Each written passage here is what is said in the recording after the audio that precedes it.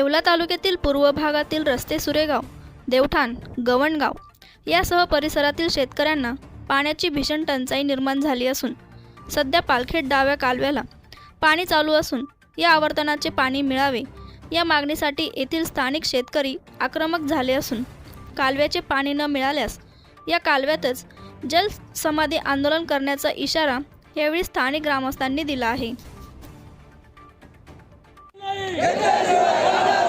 पाणी आमच्या हक्काचं, पाणी आमच्या हक्काचं, पाणी आमच्या हक्काचं।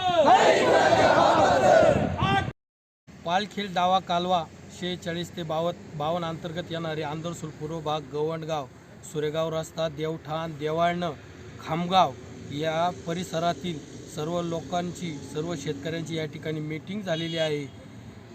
ज्याप्रमाणे 2011 साली खामगाव येथे हजारो लोकांचा रस्ता रोको करून पालखेड डावा कालव्याचं बिगर सिंचनाचं आणि बंधारे भरून मिळण्यासाठी पाणी मिळालं होतं, त्यासाठी कायम या ठिकाणी संघर्ष करावा लागतो। आजही तशी प्रचंड भयानक दुष्काळ या ठिकाणी आंदरसूल पूर्व भागात, खामगाव परिसरात, देवठाण परिसरामध्ये, सुरेगाव या ठिकाणी प्रचंड दुष्काळ आहे।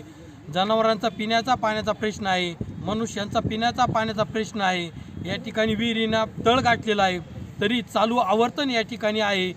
जर आम्हाला प्रशासनाने जर आम्हाला पाणी जर नाही दिलं तर आम्ही हजारोच्या संख्येने त्या ठिकाणी जल समाधी करणार आहोत। तरी माझी प्रशासनाला, शासनाला या ठिकाणी हात जोडून विनंती आहे, आपण लवकरात लवकर तात्काळ पाणी सोडण्याचे आदेश देऊन आम्हाला या ठिकाणी पिण्याचं पाणी, जनावरांचं पाणी द्यावं अशी सर्व उपस्थितांच्या वतीने विनंती करतो। या ठिकाणी 46 ते 52 खालील जे शेतकरी आहे त्या शेतकऱ्यांच्या जीवन मरणाचा प्रश्न म्हणजे पाणी आहे।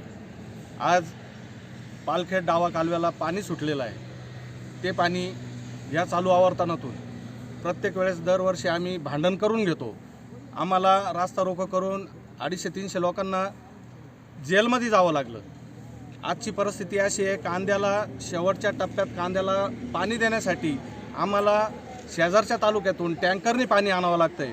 पिण्याचा पाण्याचा प्रश्न गंभीर झाला आहे। दुसरी गोष्ट अशी की प्रत्येक वेळेस हे पाणी भांडणच करून आणावं लागतं, त्यापेक्षा पालकमंत्री, कलेक्टर साहेब कोठ्यातून हे पाणी आहे यांना विनंती करतो की हे पाणी त्यांनी आमच्या पिण्याच्या पाण्यासाठी, जनावरांसाठी द्यावं। हे पाणी सिंचनासाठी नाही पाहिजे, आम्हाला पिण्याच्या पाण्यासाठी पाहिजे। आणि जर कधी हे पाणी आम्हाला मिळालं नाही तर आमची 46 ते 52 कृती समिती जे शेतकरी लोक आहे त्या पाण्यामध्ये, चालू पाण्यामध्ये मोठ्या प्रमाणात, मोठ्या संख्येने जल समाधी घेणार आहोत, तरी आम्हाला हे पाणी मिळावं। अत्याधुनिक व विश्वसनीय मॉड्युलर फर्निचर व किचन ट्रॉलीचे मॅन्युफॅक्चरिंग करणारे नाशिकमधील एक नाव स्वामी बालाजी फर्निचर, अंबड, नाशिक। संपर्क काकासाहेब आहेर 75 88 55 20 35, बाळासाहेब गुंजाळ 94 20 83 13 14। गेल्या 10 वर्षापासून तत्पर व विनम्र सेवा। एक वेळ अवश्य भेट द्या।